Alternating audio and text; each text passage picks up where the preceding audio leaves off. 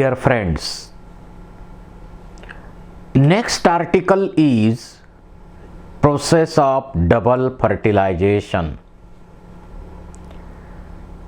Single fertilization तर सर्वांमध्येच आहे. थॅलोफायटामध्ये आहे, ब्रायोफायटामध्ये आहे, टेरिडोफायटामध्ये आहे, जिम्नोस्पर्ममध्ये आहे. परंतु एंजिओस्पर्ममध्ये डबल फर्टिलायझेशनची प्रोसेस आहे. त्याचा इम्पॉर्टन्सही आपण पाहणार आहोत.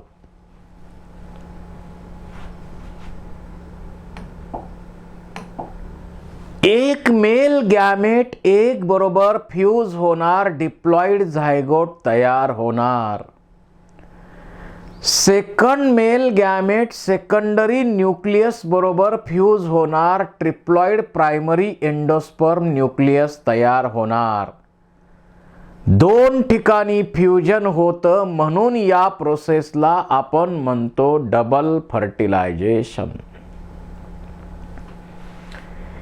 इव्हेंट्स काय?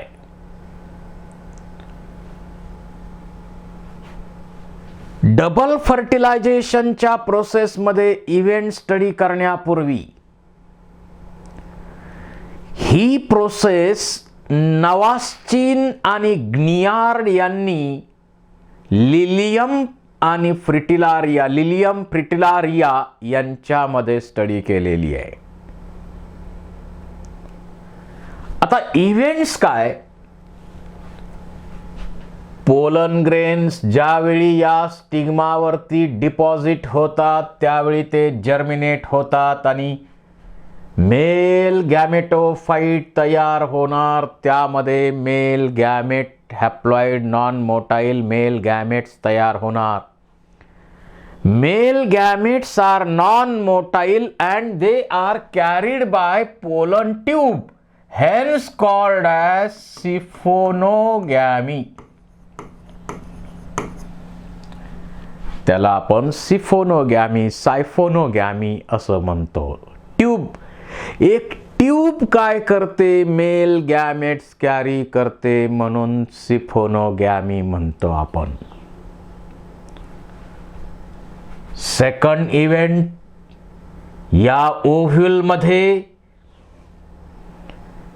मेगास्पोरोजेनेसिस होते आणि फंक्शनल मेगास्पोर पासून 7 सेल्ड 8 न्यूक्लिएट एम्ब्रियो सॅक तयार होतं.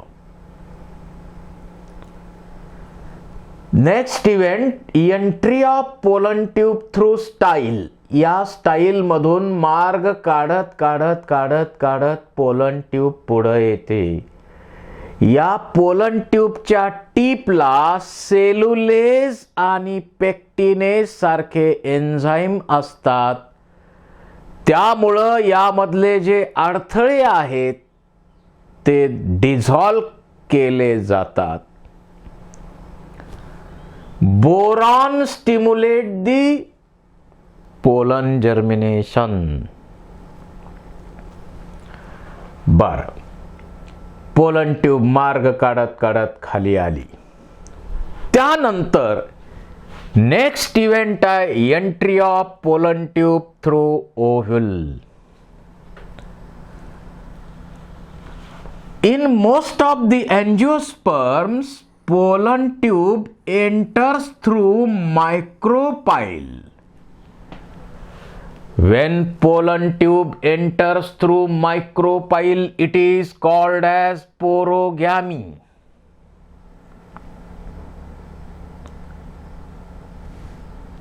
When it enters through chalazal end, it is called as chalazogamy.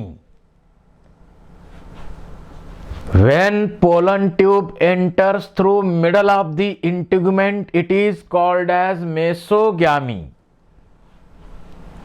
परंतु यापैकी सर्वात कॉमन आहे पोरोगॅमी. आता पोलन ट्यूबनं इथं आत एंट्री केल्यानंतर पुढं काय होणार?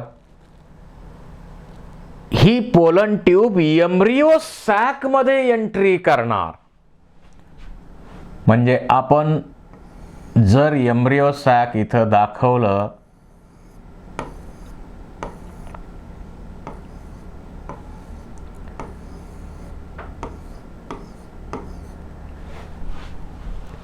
ही पोलन ट्यूब जी इकडून आलेली आहे, एग आणि एका सिनर्जिडच्या मधून एंट्री करणार.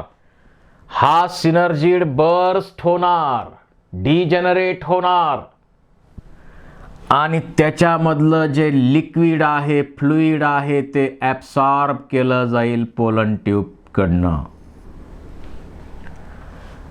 Egg and one of the synergid pollen tube enters in embryo sac आणि हे फ्लुइड या पोलन ट्यूबच्या टीप कडनं ॲब्सॉर्ब केल्यानंतर पोलन ट्यूबचं टीप जे आहे ते बर्स्ट होतं आणि त्याच्यामधले 2 मेल गॅमेट रिलीज होतात एम्ब्रिओ सॅक मध्ये. आता 2 पोलार न्यूक्लियाय फर्टिलायझेशनच्या जस्ट बिफोर फ्यूज होतात आणि यांच्यापासून एक सेकंडरी न्यूक्लियस बनतो. सेकंडरी न्यूक्लियस बनतो प्रायर टू फर्टिलायझेशन. त्यानंतर एक मेल गॅमेट या एग बरोबर फ्यूज होणार. Fusion of male gamete with female gamete is called as syngamy. दोघांचे न्यूक्लियाय फ्यूज होणे म्हणजे कॅरिओगॅमी. आणि 2 गॅमेटच का फ्यूज होतात? Because there is a mutual attraction between protoplast of these gametes. Second male gamete fuses with secondary nucleus, diploid secondary nucleus to produce triploid primary endosperm nucleus. इथं fusion 2 ठिकाणी होतं म्हणून याला नाव आहे double fertilisation.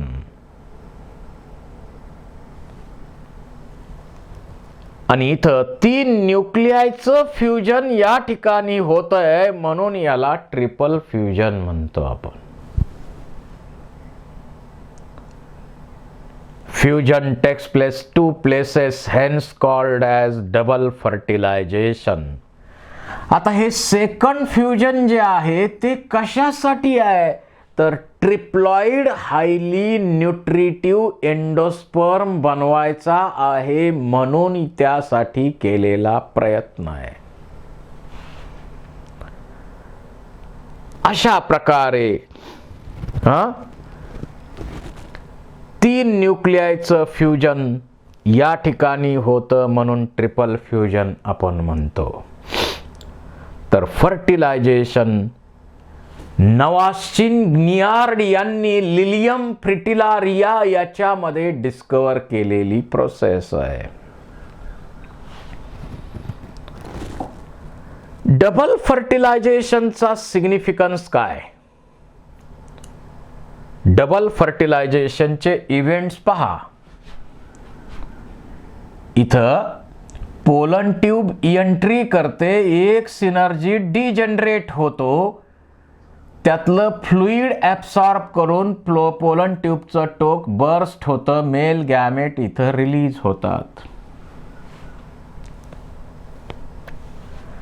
2 polar nuclei fuse होऊन secondary nucleus तयार होतो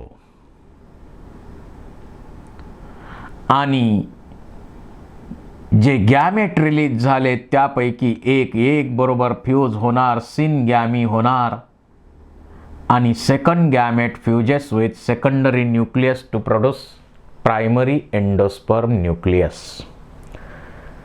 fusion takes place at 2 places, hence called as double fertilization. What is the significance of double fertilisation? दोन मेल गॅमेट रिलीज होतात, दोन्ही युटिलाइज केले जातात. It is a unique character of angiosperm. It is a unique character of angiosperm. कारण दुसऱ्या कुठल्या ग्रुपमध्ये double fertilisation नाही. जो झायगोट पासून एम्ब्रियो बनणार, न्यू सीड्स बनणार, ते सुपेरियर असणार. प्रायमरी एंडोस्पर्म न्यूक्लियस पासून ट्रिप्लॉइड हायली न्यूट्रिटिव्ह टिश्यू बनणार एंडोस्पर्म.